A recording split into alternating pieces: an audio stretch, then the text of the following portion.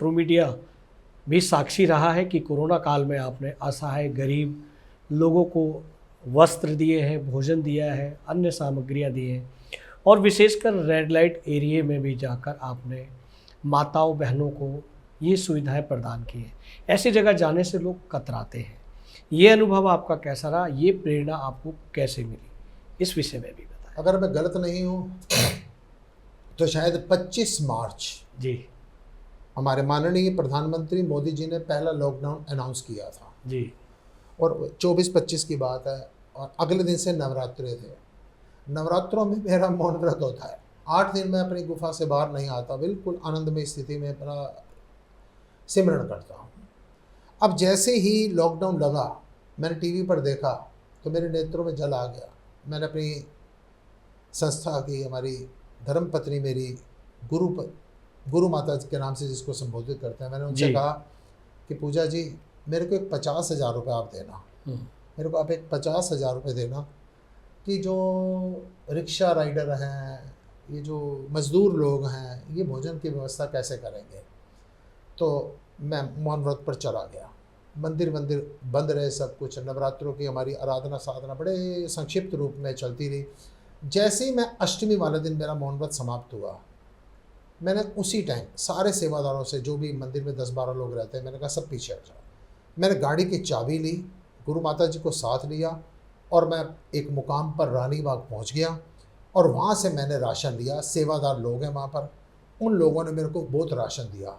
जो वहाँ से ये यात्रा शुरू हुई, ये शुरू हुई थी एक कुएं से और आज ये सागर का रूप धारण कर चुकी है। वाह। और जहाँ तक रेड लाइट एरिया की बात है, जिस समय पर मैंने दूसरे लॉकडाउन में देखा, संडे टाइम्स में मैंने एक खबर पढ़ी, अखबार में मैंने एक खबर पढ़ी कि जो रेड लाइट एरिया के सेक्स वर्कर हैं वो बड़े परेशान हैं। अब मैं गुफा से बाहर आया, सेवादारों से मैंने कहा अष्टमी वाले दिन, मैंने कहा 100 किट तैयार कर दो। सब ने कहा स्वामी जी राशन की 100 किट क्या करनी है। मैंने कहा आप तैयार कीजिए फिर देखते हैं।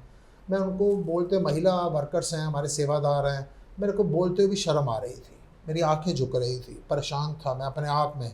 लेकिन सबको तैयार किया, 10-12 जो सेवादार युवा हैं उनको तैयार किया और मैं चला red light area GB road की तरफ चला।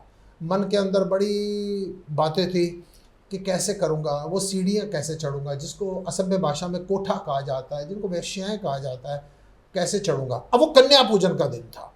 मेरे को यही मेरे दिमाग में आ रहा था, आज कन्याएँ तो मिल नहीं रही लॉकडाउन के कारण, बिल्कुल, तो ये भी तो कन्याएँ हैं, इन्होंने भी जब जन्म लिया होगा ना तो कितनी इनकी पूजा की गई होगी। मैं खैर वहाँ पर मैं उस रेड लाइट एरिया में पहुँच गया। आगे एक पुलिस वाला मिला और उस पुलिसकर्मी ने मेरे से पूछा बाबा जी आप कैसे हैं। मैंने कहा भाई ये जो ऊपर नज़र आ रही हैं लड़कियाँ, इनको नीचे बुला दोगे। और उसने कम से कम 50-60 लड़कियाँ नीचे बुला दी।